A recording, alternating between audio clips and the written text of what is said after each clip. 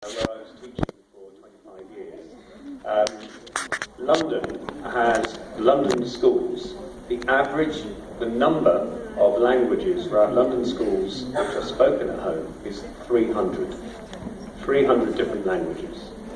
Now, that's the most number of languages taught in any schools across Europe. And that's the background I come from, because even the last school I was in, where we had people from across the globe, and our role was always turning over weekly. And we'd have people from Somalia, we'd have people from Bangladesh, from Pakistan, from India, and obviously for them, English was not the first language.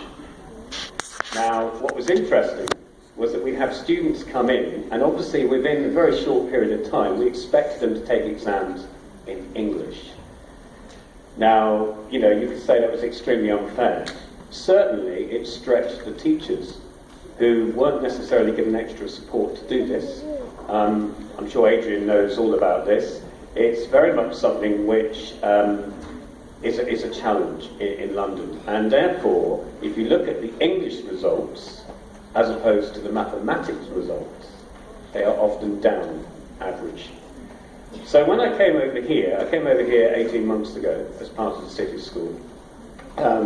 I originally went around all the schools, about 100 schools out of the 195 that they have. And obviously I was observing English being taught. Now, what is interesting is that we are an English medium speaking school, which means that parents are sending their sons and daughters to our school to speak English. Now, of course, that's interesting because then we expect all the teachers to speak English. And that's where the challenge is. Because I will walk past classrooms, in fact, I get told, oh, by the way, Mr. Simon, you do realise when you walk past a few classrooms that people start to teach in English. And when you walk down the corridor, you start speaking English. Now, this is an interesting fact in itself, because obviously if we're trying to teach in English and say that across the entire curriculum, doing Cambridge International examinations which are in English, and yet we have teachers who are speaking in Urdu for some of the time, then obviously there's a gap. And that is one of our biggest challenges. Yesterday, I do a parent voice forum. I'm doing one every week for the next sort of 5 weeks for each of our sections. We have 3,500 students at PAF chapter. So to have a parent voice forum for all of them all at once takes far too long. So yesterday, one of them said, we do need this though. He said, don't lose focus on Urdu. Don't lose focus on Islamiyat. And I said, we don't. It's part of our core curriculum. And in fact, Urdu is taught all the way up into O level, and that's compulsory. And it's also A level, our most successful subject. So you talk about cultural sensitivity, you talk about all the things which you mentioned earlier. It's important we don't lose touch with the other languages. If you think about this, all of my learners in my school are bilingual.